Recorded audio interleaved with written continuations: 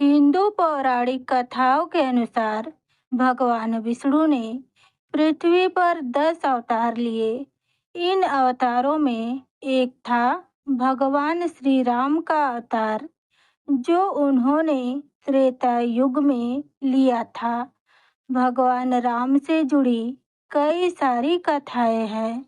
प्रभु श्री राम के पृथ्वी पर जन्म लेने का कारण क्या है, जिसे भगवान शिव ने मां पार्वती को बताया था?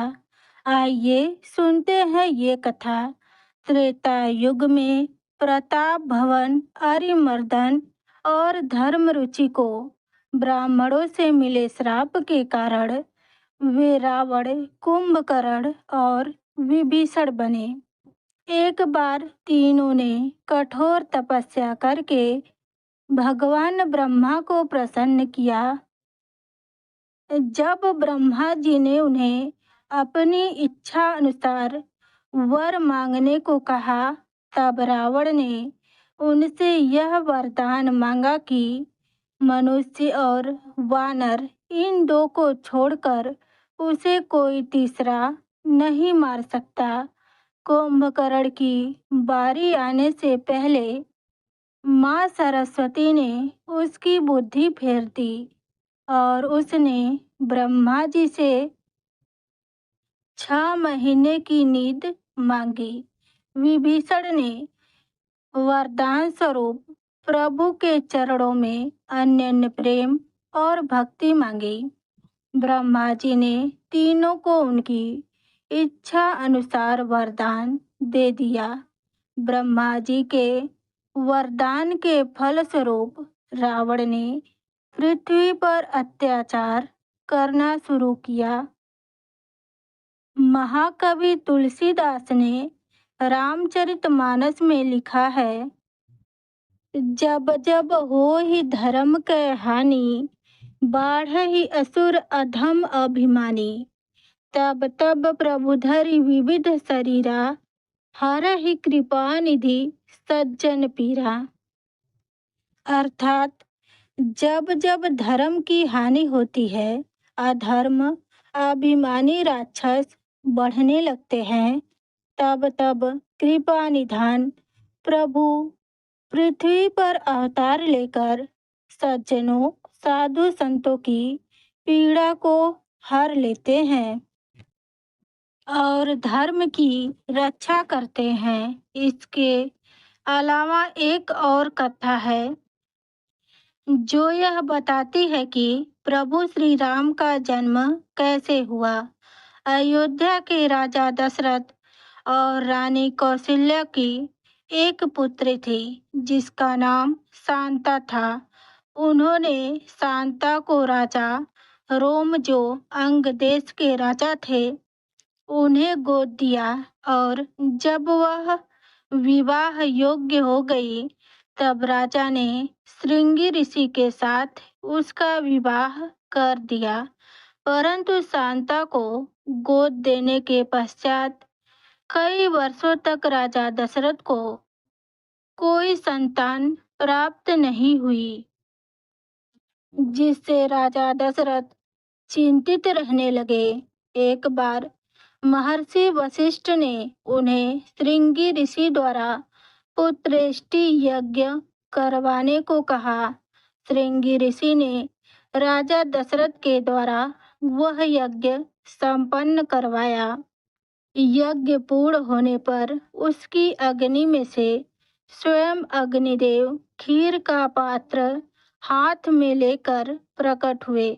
उन्होंने वह खीर से भरा कटोरा राजा दशरथ को दे दिया और कहा, हे राजन, यह खीर तीनों रानियों को खिलाएं, जिससे उन्हें पुत्र की प्राप्ति होगी। राजा दशरथ उस खीर के पात्र को लेकर अपनी रानियों के पास गए और फिर खीर के 2 हिस्से किए गए। आधा हिस्सा रानी कौशल्या और आधे हिस्से को रानी कैकेयी को दिया गया। उसके बाद दोनों रानियों ने अपना आधा आधा भाग रानी सुमित्रा को दिया। खीर खाने के बाद तीनों रानियों ने गर्भ धारण किया। चैत्र मास के शुक्ल पक्ष की 9वीं तिथि को पुनर्वसु नक्षत्र में सूर्य, मंगल, शनि, बृहस्पति तथा शुक्र अपने अपने उच्च स्थानों में विराजमान थे और भगवान का प्रिय अभिजीत मुहूर्त था। दोपहर के समय था, न बहुत गर्मी न ही सर्दी थी। शीतल मंद सुगंधित वायु चल रही थी। उसी समय भगवान विष्णु के अवतार भगवान श्री राम प्रकट हुए। जब भगवान श्री राम का जन्म हुआ तब वह चतुर्भुजी रूप में प्रकट हुए। रानी कौशल्या आश्चर्य से देखती रह गई। जो सारे ब्रह्मांड में समाया हुआ है वह मेरे गर्भ से निकला है। भगवान ने माता कौशल्या को अपना दिव्य रूप का दर्शन कराया और भगवान चाहते थे कि माँ के अंदर वात्सल्य प्रेम जागे, क्योंकि माता कौशल्या ने पिछले जन्म में भगवान से वरदान मांगा था कि हे प्रभु, आप मेरे पुत्र के रूप में जन्म लें। जब आप आए तो मुझे बोध होना चाहिए जो मेरे यहाँ आए हैं वह भगवान है। माता कौशल्या ने भगवान के दिव्य रूप का दर्शन किया। श्री रामचरितमानस में बाबा तुलसीदास जी ने लिखा है, भय प्रगट कृपाला दीन दयाला कौशल्या हितकारी हर्षित महतारी मुनि मनहारी अद्भुत रूप विचारी। प्रभु के दिव्य रूप का दर्शन करने के बाद माता कौशल्या ने कहा, हे प्रभु, माता पुनि बोली सोमति डोली तजहु तात यह रूपा की जैसी सुलीला अति प्रियशीला यह सुख परम अनूपा। सुनी बचन सुजाना रोदन ठाना होई बालक सुर भूपा।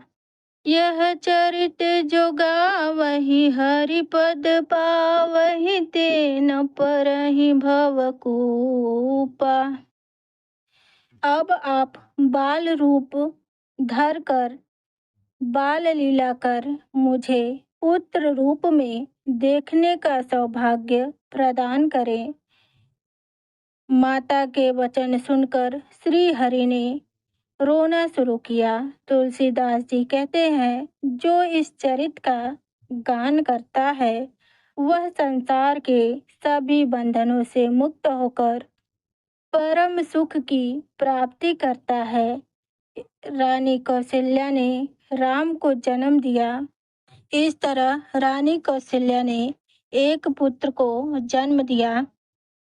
रानी सुमित्रा ने 2 पुत्रों को जन्म दिया और रानी कैकेयी ने एक पुत्र को जन्म दिया। चारों पुत्रों के जन्म की खुशी में पूरी अयोध्या में हर्ष और उल्लास छा गए। आकाश से देवताओं ने पुष्प वर्षा की। पुत्रों के नामकरण के लिए महर्षि वशिष्ठ को आमंत्रित किया गया।